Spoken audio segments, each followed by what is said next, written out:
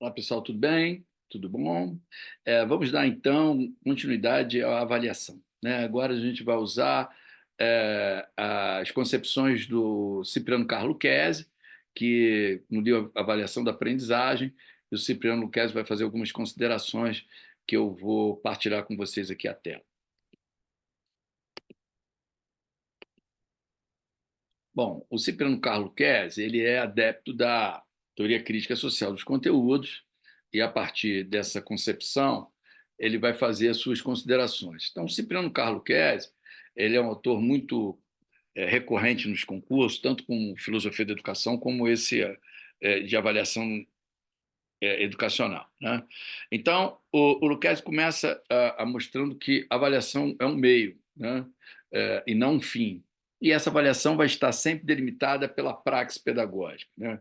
O que é a praxis pedagógica, né? O conceito de praxis é o, é o trabalho que o homem, que o ser humano faz, né? De transformar o mundo ao mesmo tempo que é transformado por ele, né? Então, a praxis pedagógica é a ação do professor da professora, transformando essa relação de aprendizagem, essa mediação de conhecimento, ao mesmo tempo que essa relação de conhecimento é mediatizada no mundo dos alunos, também o professor é mediatizado nesse processo, né? Então, ela está sempre vista como esse conceito, né? Ela é um meio, não um fim, e ela está sempre delimitada por um tipo de mediação pedagógica, né? Então, o Luquezzi vai apresentar aspectos interessantes no livro dele. Primeiro que ele vai dizer que essa avaliação educacional depende da concepção da sociedade, né? Então, ele vai dizer que essa concepção de sociedade vai estar ligada a um tipo de educação vigente ou que essa sociedade é, é, conduz, né? Então, vai ter uma teoria educacional que vai dar sustentação a essa sociedade que a mantém. Vai dizer também que essa teoria educacional e todas essas concepções educacionais vão também traduzir um tipo de prática pedagógica. E essa prática pedagógica, sem dúvida nenhuma, vai trabalhar com um tipo de avaliação. Então, no capítulo logo inicial do livro, ele vai dizer uma concepção dessa sociedade, por exemplo, como a que ele identifica sendo a nossa, né? Uma concepção liberal conservadora, uma sociedade liberal conservadora, ela vai trabalhar com um tipo de teoria educacional que é exatamente uma pedagogia tradicional tecnicista conservadora. Ele coloca até escola novista, que é lá da década de 30, mas ele vai dizer que esse é o modelo liberal, como queira o neoliberal conservador, né? E a prática pedagógica, sustentada pela essa pedagogia tradicional, vai ser uma avaliação que ele denomina de classificatória. O que é essa avaliação classificadora? É uma avaliação atribuída em rendimento, em medições, em nota, em ranqueamento dos alunos, em carimbar os alunos, classificar como aptos, inaptos, aprovados e reprovados. Qual o modelo e a concepção de sociedade que o Luquezzi defende? O Luquezzi vai achar uma sociedade, uma concepção, ele está mais próximo à concepção da sociedade transformadora, porque ele é adepto da teoria crítica social de conteúdo, que tem como objetivo que a educação seja um meio promotor de transformação social, né? Então, a concepção de sociedade que ele acredita é uma perspectiva transformadora. E qual a teoria educacional que essa perspectiva transformadora de sociedade que ele acredita e defende, ele espera? É uma pedagogia libertária ou crítica social de conteúdos, ou libertadora, né? São as teorias progressistas, que ele mesmo denomina, né? Ele vai dizer que existem as pedagogias liberais e as progressistas. Então, ele é adepto da pedagogia progressista. É libertária, libertadora e crítica social dos conteúdos, que é a última que ele é adepto. E na prática pedagógica, qual a avaliação dessa teoria progressista? É uma avaliação que ele vai denominar diagnóstica, que se contrapõe a essa classificadora, ranqueadora, sentenciadora, né, de verificar, registrar e transmitir, como vai dizer a Hoffman, que é adepta também desse conceito. Então, o Luquezzi faz um mapeamento de uma sociedade, uma relação em sociedade e educação, e vai trabalhar com esses aspectos bem resumidamente. Então, a avaliação que ele critica é a classificatória, que é a ranqueadora, que é um fim nela mesma, que é apenas atribuir notas e medições dos alunos, né? Classificá-los em aptos ou não aptos, aprovado e reprovado. Qual é a que ele defende? É uma diagnóstica, que é continuada, que é dialógica, reiterativa, né? Que vai trabalhar não como um fim, mas como um meio, uma maneira que os alunos, com essas diagnoses constantes, da forma continuada, a gente possa intervir para que os estudantes possam ser socorridos no meio do processo, caso haja algum tipo de problema, né?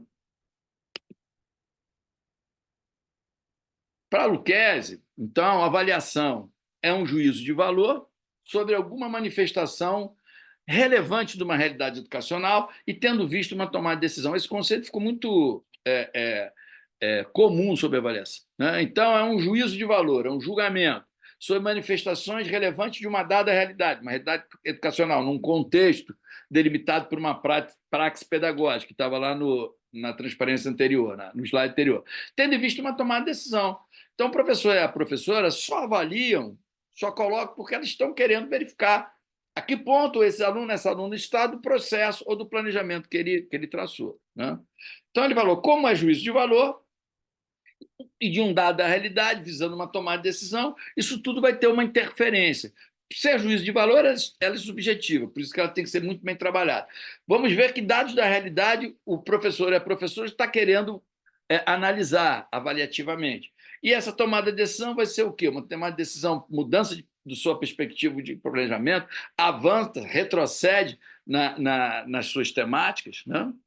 Então, como a classificatória diagnóstica, na opinião do Lucchesi, vai acontecer? Ele vai dizer que a classificatória é um fim nela mesma, autoritária, não tem negociação, e é reprodutora, porque reproduz todos os interesses de uma sociedade tradicional, né? Ela é reprodutora exatamente porque ela é autoritária, porque ela é um fim nela mesma e não permite um tipo de negociação, não permite uma forma dialógica, nem ser reiterativa. A diagnóstica dele é considerada um meio, né, uma tomada de fôlego, é só para que professores, alunos, alunas, comunidades e professores de comunidade educativa se vejam nesse processo e visa uma transformação.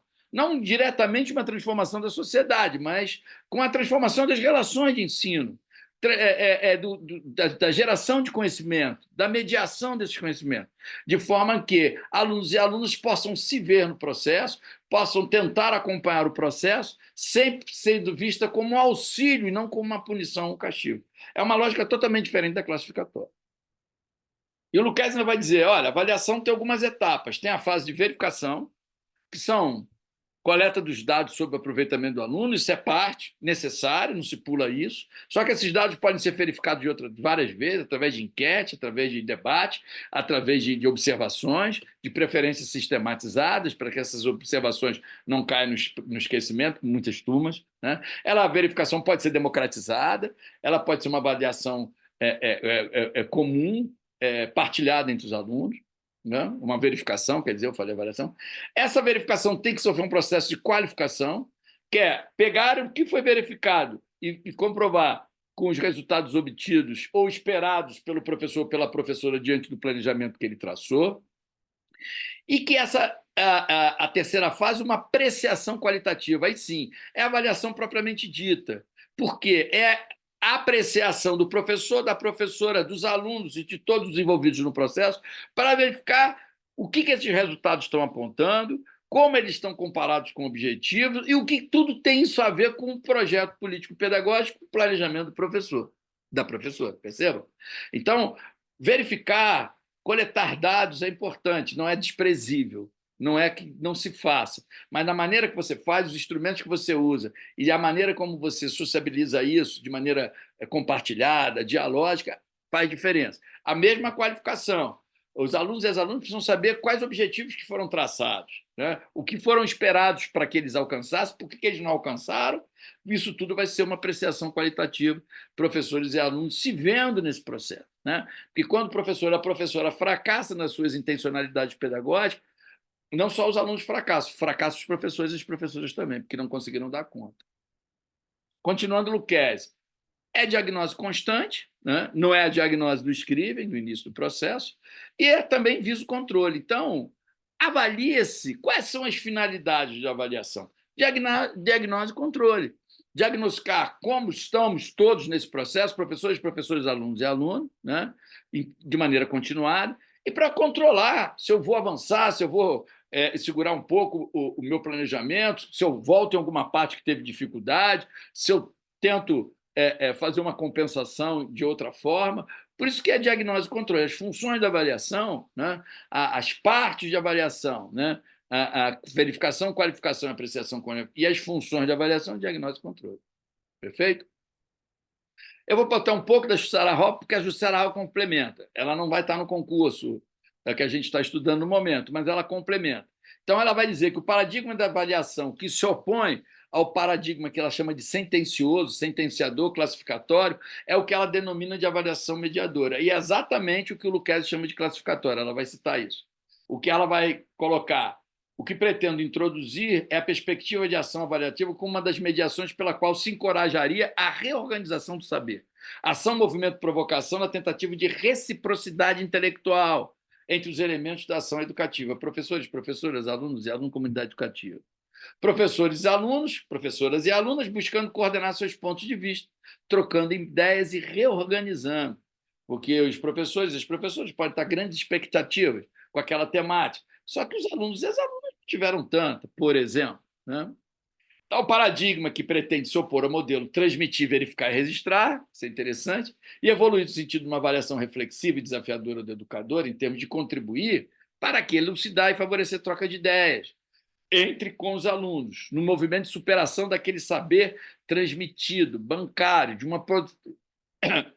a uma produção de saber mais enriquecida, construída a partir da compreensão dos fenômenos estudados. Então, o que a Jussara Hoffmann pretende é que a gente saia daquele ensino conteudista, daquele ensino de acumular conhecimentos sem ter fôlego, nem tempo, nem vez de respirar. Né?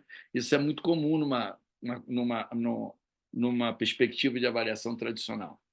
Então, ela vai falar que a avaliação, enquanto relação dialógica, vai conceber o conhecimento com apropriação do saber pelo aluno e também pelo professor, como uma ação, reflexão e ação que se passa na sala de aula em direção ao saber aprimorado, enriquecido, carregado de significado e de compreensão. São outras relações. Né? É uma avaliação e uma própria apresentação de temáticas com um pouco mais de paciência, com um pouco mais de carinho, com um pouco mais de respeito ao tempo pedagogicamente necessário para que os estudantes aprendam, tá? Está lá no coletivo de autores. Dessa forma, a avaliação passa a exigir do professor uma relação epistemológica com o aluno, uma conexão entendida como reflexão aprofundada a respeito das formas como se dá a compreensão do educando sobre esse objeto de conhecimento que está sendo apresentado, ou seja, através do diálogo, da compreensão mútua. O diálogo é entendido a partir dessa relação epistemológica, ou seja, dessa apreensão do conhecimento, não se processa obrigatoriamente através da conversa, enquanto comunicação verbal com o estudante.